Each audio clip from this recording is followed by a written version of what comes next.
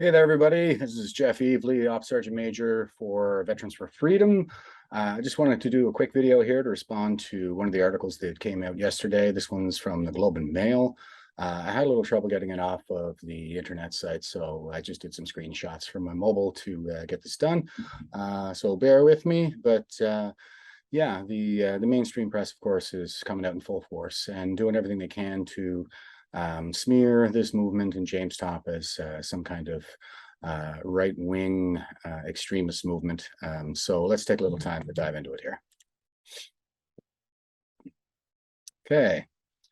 Well, first of all, let's see. The title is Ottawa Police Make Arrest After Anti-Vaccine Mandate Soldier Leads March into City. So right off the bat, yeah, they're burying the lead here. They're taking make arrests as that's the kind of thing that would happen at any event in Ottawa, of course, and so they're leading with that instead of you know decorated veteran marches all the way from Victoria to Ottawa in order to protest mandates and try to get everybody their jobs back. No, it's all about a few of the arrests that may have taken place. Okay, so here we go. Police have arrested 4 people in downtown Ottawa after a Canadian soldier charged for speaking out against COVID-19 vaccine requirements led a procession into the city and delivered a speech on, quote, freedom, close quote, to rapt a crowd of hundreds of supporters. So freedom in quotes. I think that's done to kind of mock the idea that there's been any kind of abuse of our civil liberties or human rights. So and again, they're leading with the fact that he was charged. Now that was an NDA 129, which is a conduct to the prejudice of good order and discipline. It's essentially tantamount to a parking ticket. It's like when you say something you shouldn't to your boss. Well, no, that would be insubordination, but somebody catches you flipping the bird in traffic or something like that. Yeah, this is not the kind of thing that the MPs usually deal with at all, ever. This is something that the chain of command deals with, like, supervisors. Okay, James Topp was charged in February with 2 counts of conduct to the prejudice of good order and discipline for comments made while wearing his uniform, and has since been leading a 4-month march to the capital from Vancouver. He said in that video that he knew he would get charged for doing this. His march has been supported by many of the same figures involved in the, quote, freedom convoy, close quote, that snarled down Ottawa for weeks until police used force to end what they and the government described as an illegal occupation. Yeah, well, was it? Was it an illegal occupation? I'd like to see the finding on that one, the legal finding. Wasn't there a judge who ruled that it was legal as long as they abided by the noise bylaw and didn't blow their horns after 6? And what's this stuff about an occupation? Where was the impact of service delivery in Ottawa? So yeah, it's just kind of the same tropes that we're used to seeing. Okay. Cheers and the chants of freedom erupted as he arrived at the National War Memorial on Thursday evening. He knelt, weeping, with his hand on the tomb of the unknown soldier before he spoke to the crowd, thanking them for their support and urging them not to give up. The event appeared nonviolent as he met with his supporters and posed for photographs, but not long after, police said they were responding to a situation in the area and arrested 4 people over incidents including assaulting police officers. One officer could be seen pouring water into his eyes as a woman nearby yelled about police using pepper spray. At the same time, however, members of the crowd continued to mill about happily and line up for photographs with Topp. So sounds like it was probably unrelated. Maybe counter demonstrators. I'm not sure yet. I have some footage of counter demonstrators already kind of saved, and we're going to do some exploring there. But feel free to let me know if you guys have any info on this. Okay, Topp's arrival in the capital promises of a new round of protests starting Canada Day have set residents on edge. Ottawa Mayor Jim Watson and the city's interim police chief Steve Bell have promised to crack down on any illegal activity. I'll throw in my piece about the boomers here. They have a reputation for being self-righteous, narcissistic, and ruthless, according to Strauss-Howe generational theory, in their elderhood when they're wielding peak institutional power, as we all are in our early elderhood, just prior to retirement. Earlier Thursday, Conservative leadership candidate Pierre Poilievre joined the final leg of Topp's march. Polyev walked alongside Topp for about half an hour after the two met shortly before noon in the parking lot of a strip mall west of downtown Ottawa, where hundreds of people had gathered to see the Army reservist.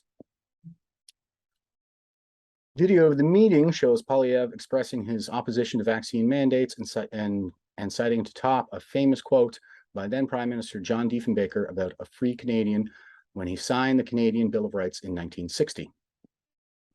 When Topp said he wanted reinstatement and reparations for anyone who lost their job because of vaccine mandates, Polyev replied, "Everybody who lost their job simply because of a COVID mandate should be restored to their job, no question about it." That's good to hear. Personally, I'm not a fan of Pierre. I think he's a coward and an opportunist, and he only got on this freedom thing when he saw an opportunity and it was popular. But that's just me. That's not the V4F position or anything like that.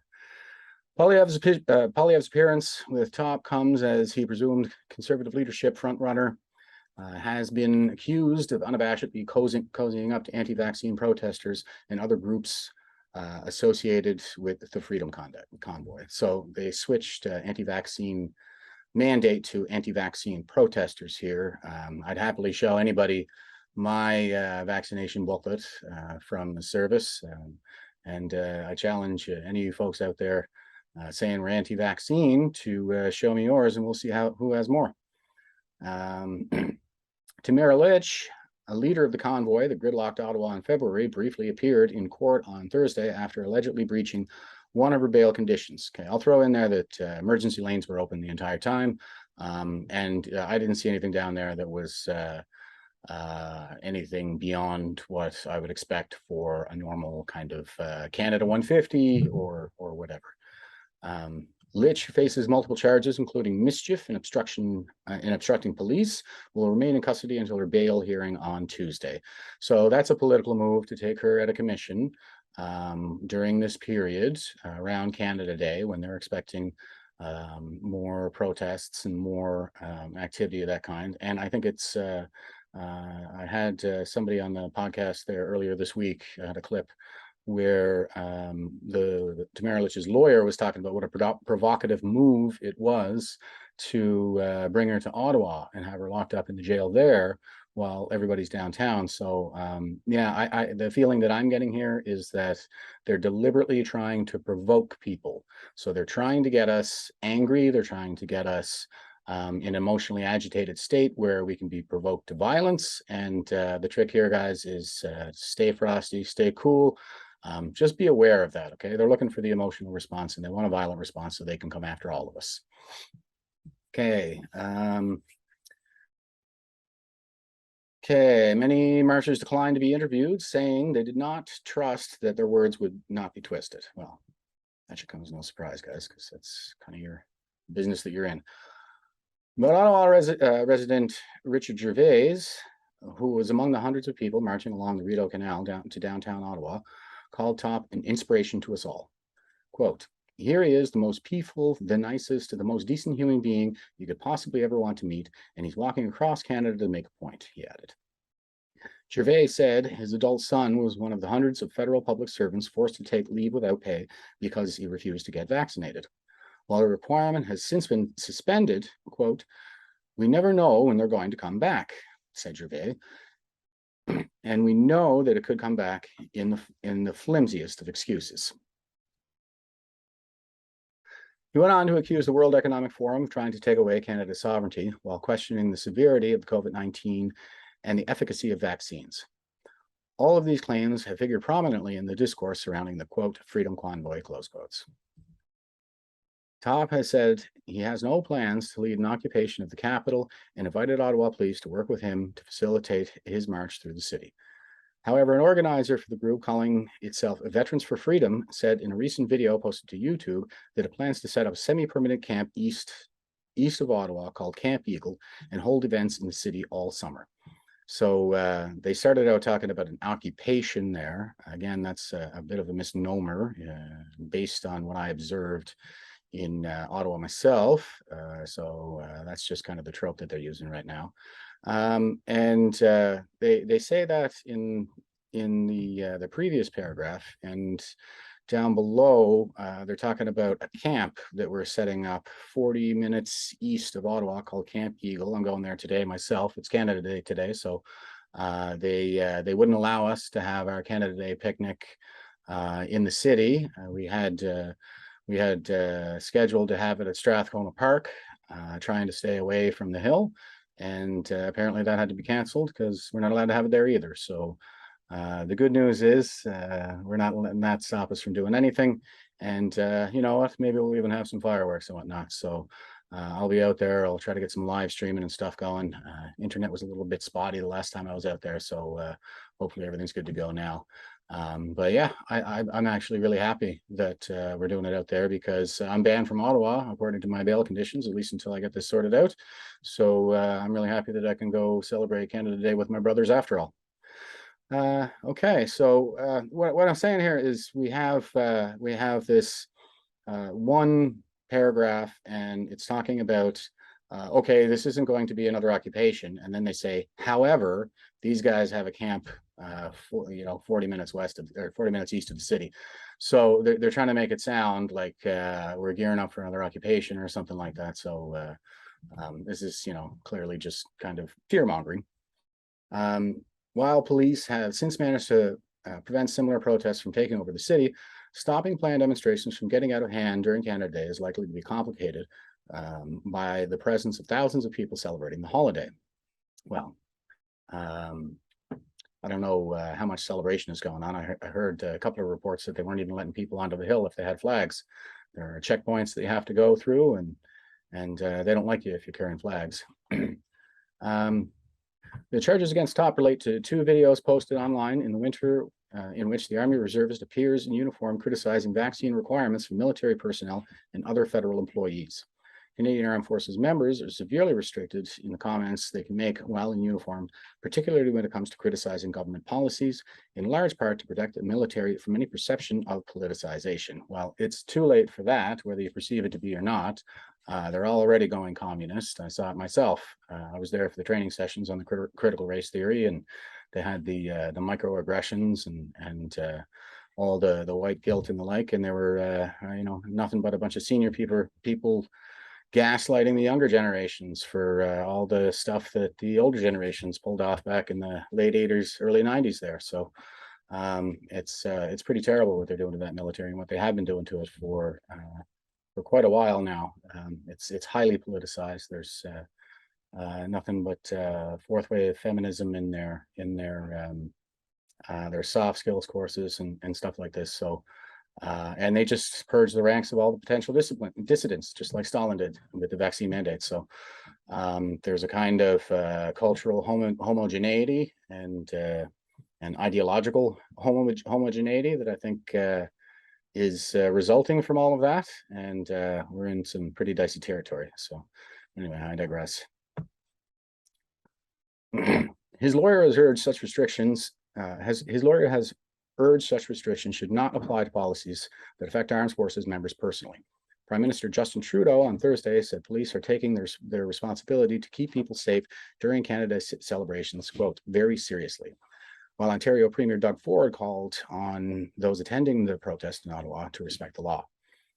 More than 24 Conservative MPs hosted Topp for other leading figures in the Freedom Convoy on Parliament Hill last week, posing for pictures, promising their support, and listening to a lecture on the purported dangers of COVID-19 vaccines. Health Canada says only vaccines that meet the strict safety, efficacy, and quality standards are approved for use in the country, and the benefits of COVID-19 vaccines continue to outweigh the risks of disease. About 85% of Canadians have received at least 1 dose. Not me, and I never will. I love being unvaccinated. It drives people crazy. So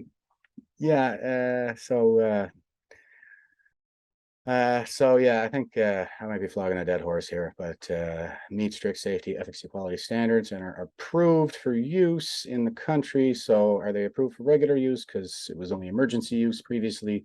And it's unless I'm mistaken, it's still not regular use because they've been ordered to continue the clinical trials that we're all participating in apparently until 2026. Well, I'm not participating.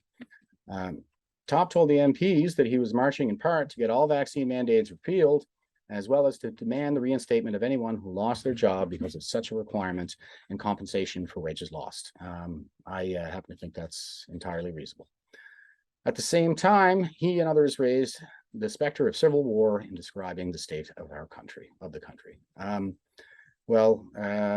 he's not the only one. He's not the only one. I mean, Tim Poll talks about civil war in the United States. I'm tracking this kind of thing is on a 4-generational cycle. So the last one would have been World War II, and the one before that was the American Civil War, and the one before that was the American Revolution. And every 4 generations, we go through one of these civilizational destroying crises because there's a generational archetype. There are only 4 generational archetypes. And the one that tyrannizes us is called the prophet generational archetype, as in the people who found our religions, prophets like the Prophet Muhammad or Moses, Abraham, represented in our stories as an elder man with a long gray beard. And every time he's in charge, it's hard times for the rest of us. And the boomer generation follows a prophet generational archetype. And they are in that stage of their lives right now where they're just getting ready to punch out for retirement. And as it stands, are the richest, most powerful generation in history. So it seems like this crisis is right on time. According to this theory, they predicted it would hit in 2020 plus or minus 2 years. So yeah, I mean, I don't see anything wrong with discussing these social trends. We're all looking for answers. We see the harbingers of genocide and tyranny all around us. And talking about that takes courage. Okay, it doesn't show any character flaw, and they're trying to make it sound as if they're threatening civil war, but that's not what Tim Pool, for example, is doing. He's talking about the kinds of social trends and the polarization that we see politically. And I don't think anybody would disagree that Canada, North America in general, has never been so polarized as it is right now. Even Justin Trudeau said 2 elections ago that if there was one thing that he wished had gone better, it was that issue, that he wished things hadn't gotten so polarized while he was in charge. It's entirely because of the way that he leads. He's a very polarizing leader. He's even polarized us along the lines of vaccinated and unvaccinated, for crying out loud. But anyway, I could probably go on. I just wanted to get a response out there, let you guys know that we're tracking all this stuff, and there's going to be a lot more to come. So stay tuned. Thanks for tuning in. This is Jeff Evely, Op Sergeant Major for Veterans for Freedom. Stay safe out there and stay frosty.